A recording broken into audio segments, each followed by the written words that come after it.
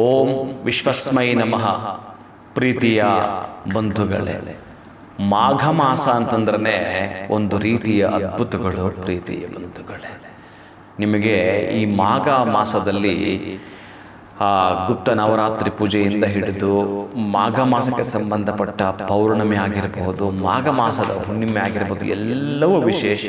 ಅದರಲ್ಲೂ ಈ ಮಾಘ ಮಾಸದ ಪೌರ್ಣಮಿಯಂದು ಪುಷ್ಯ ನಕ್ಷತ್ರವಿರುವ ಈ ಒಂದು ಭಾನುವಾರ ಪುಷ್ಯಾರ್ಕ ಯೋಗ, ಅತ್ಯಂತ ಅದ್ಭುತವಾಗಿರತಕ್ಕಂಥ ಪುಷ್ಯಾರ್ಕ ಯೋಗ ಇದೆಯಲ್ಲ, ಅದೊಂದು ಪವರ್ಫುಲ್ ನಕ್ಷತ್ರ. ಅದೊಂದು ಅದ್ಭುತವಾದ ನಕ್ಷತ್ರ. ಅದು ಭಾನುವಾರ ಅಥವಾ ಗುರುವಾರ ಬಿದ್ದಿದೆ ಅಂತಂದ್ರೆ ನಿಮಗೊಂದು ಹಬ್ಬ. ಈ ಮಾರ್ವಾಡಿಗಳು ದಂತೇರಸ್ ಅಂತ ಮಾಡ್ತಾರೆ, ಅದರ 10 ಪಟ್ಟು ಅದು ಭಾನುವಾರ ಏನಾದ್ರೆ ಬಿದ್ದರೆ ನಿಮಗೆ ಸಾಧ್ಯವಾದರೆ ಈ ದಿನ ಬಂಗಾರವನ್ನ ಖರೀದಿ ಮಾಡಿ ಅಥವಾ ಬೆಳ್ಳಿಯನ್ನಾದರೂ ಖರೀದಿ ಮಾಡಿ. ಕೊನೆ ಪಕ್ಷ ನಿಮಗೆ ಬೇಕಾಗಿರುವ ಯಾವುದಾದರೂ ಸರಿ ನಿಮ್ಮ ಶಕ್ತಿಯಾನುಸಾರ ಒಡವೆ ವಸ್ತ್ರಗಳನ್ನು ಇವತ್ತು ಮನೆಗೆ ತರಬಹುದು. ಇದೂ ಆಗಲಿಲ್ಲವೆಂದರೆ ನೀವು ಪ್ರತಿನಿತ್ಯ ಆಹಾರ ಪದಾರ್ಥಗಳು ಏನು ಸ್ವೀಕಾರ ಮಾಡ್ತಿರೋ ಅವುಗಳನ್ನಾದರೂ ಕೂಡ ಮನೆಗೆ ಇವತ್ತು ತರಬಹುದು. ಅಂದರೆ ಒಂದಷ್ಟು ಬೇಳೆಗಳು, ಬೆಲ್ಲ, ತರಕಾರಿ ಇವುಗಳನ್ನ ಮನೆಗೆ ತರುವಂಥದ್ದು.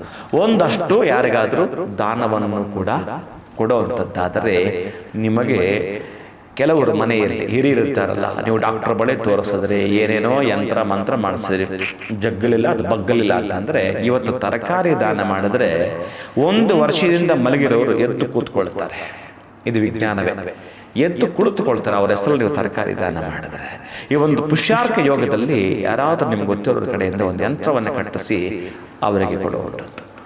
ಇನ್ನು ನೀವು ಆರ್ಥಿಕ ಅಭಿವೃದ್ಧಿಯಲ್ಲಿ ಬೆಳೆಯಬೇಕಾದರೆ ಈ ದಿನ ಕನಕಧಾರ ಸ್ತೋತ್ರವನ್ನ 2 ಸಲ ಈ ಪ್ರಾತಃ ಕಾಲದಿಂದ ಸಂಜೆ ತನಕ ಹೇಳಿ ಪರವಾಗಿಲ್ಲ.